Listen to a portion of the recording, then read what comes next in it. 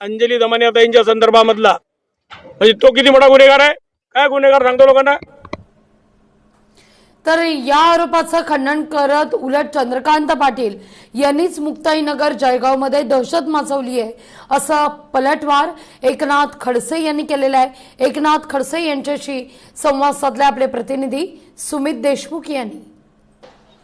स्थानिक स्वराज्य निवडणुकीचं काल मतदान झालं आणि मुक्ताईनगरमध्ये भाजपांच्या कार्यकर्त्यावरती मोठा हल्ला झाला। शिंदे गट चे कार्यकर्ते असतील, भाजपाचे कार्यकर्ते असतील, हे समोरासमोर आले व या मुक्ताईनगर परिसरामध्ये एक मोठं वातावरण या ठिकाणी निर्माण झालं होतं। या संदर्भातच बातचीत करण्यासाठी आपल्यासोबत माजी मंत्री जे आहेत एकनाथ खडसे ते आपल्यासोबत जुळलेले आहेत। आपण थेट त्यांच्याशी संवाद साधूया। भाऊ, काय सांगणार? काल मतदानाच्या वेळी शिंदे गट आणि भाजपाचे कार्यकर्ते हे समोरासमोर आले, मात्र भाजपाच्या कार्यकर्त्यांना या ठिकाणी मारहाण झाल्याचं समोर आलेलं आहे। नाही, दिवसभरच मुक्ताईनगर शहरामध्ये दहशतीचं वातावरण पसरवण्याचा प्रयत्न शिवसेनेचे जे आमदार आहेत चंद्रकांत पाटील त्यांनी केला।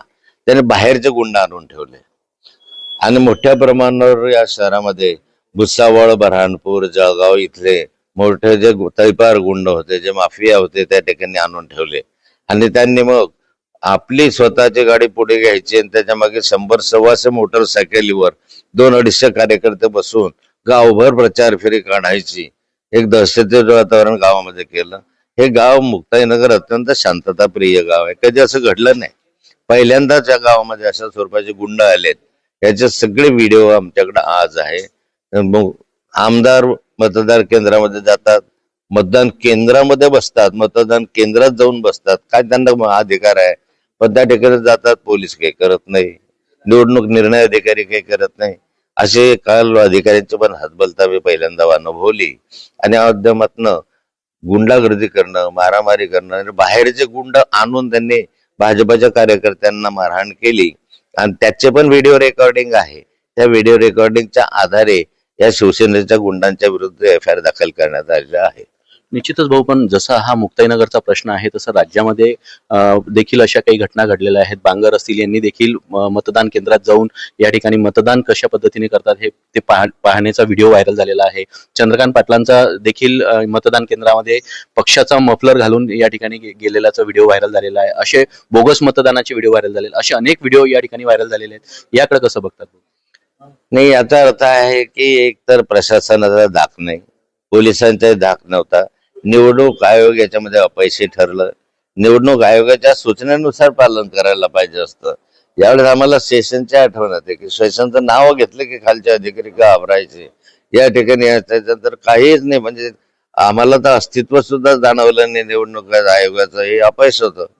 भाऊ, कुठेतरी असं वाटतंय एकंदरीत या सगळ्या प्रकरणात ज्या पद्धतीने मुक्ताईनगरचं कालचं वातावरण होतं, या वातावरणामुळे इथल्या मतदारांनी दबावपोटी मतदान केलंय?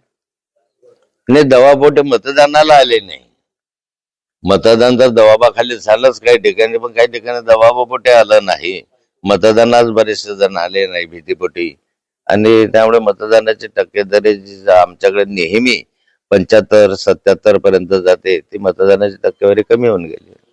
भाषणादरम्यान आरोप प्रत्यारोप झाले आहेत, पण मात्र आरोप प्रत्यारोप करत असताना खालच्या पातळीवर जाऊन काही नेत्यांनी या ठिकाणी भाषणं केलेली आहेत। या दरम्यान निवडणूक आयोगाकडे या संदर्भात तक्रार देखील दाखल झालेली आहे। त्याच्यामध्ये गिरीश महाजन यांचं देखील नाव आहे। तर तुम्ही कसं बघता याकडे?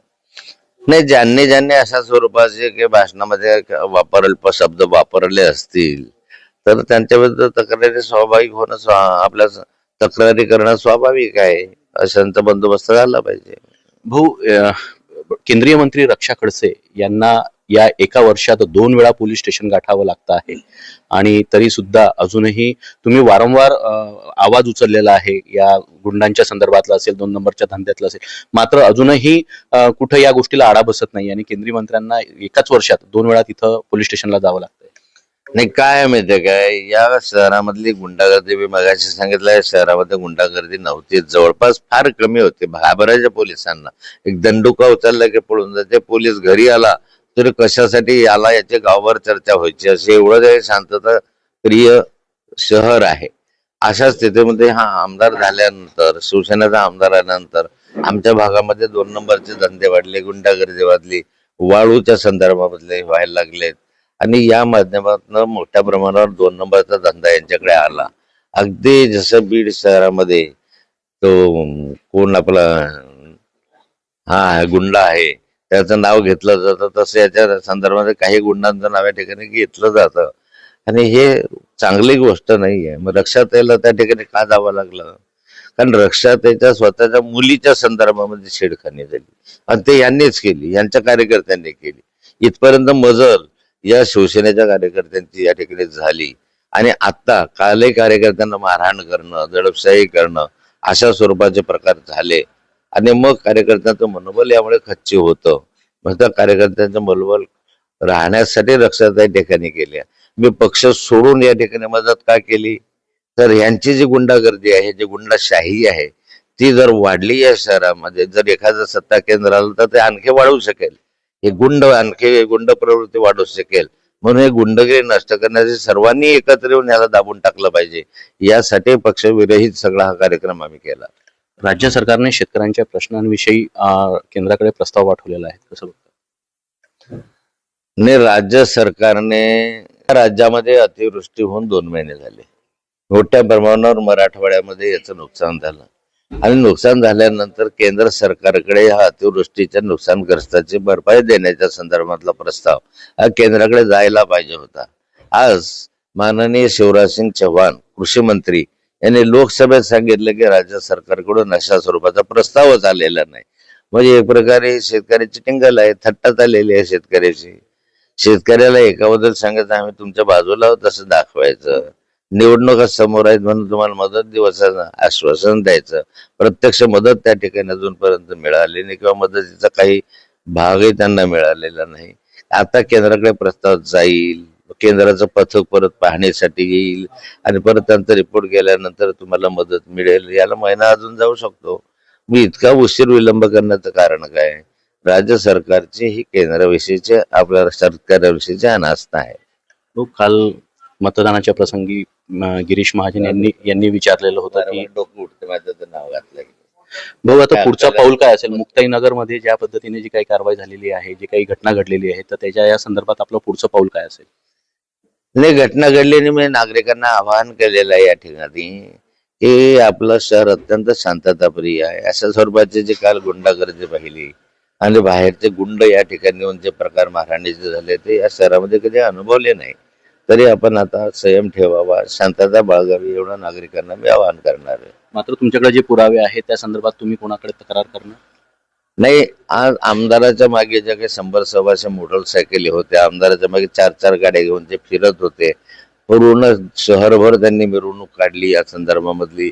हे जे आमच्याकडे व्हिडिओ रेकॉर्डिंग आहे त्याच्या आधारावर आचारसंहिता भंगाचा गुन्हा दाखल करण्याचा आम्ही विचार करतोय.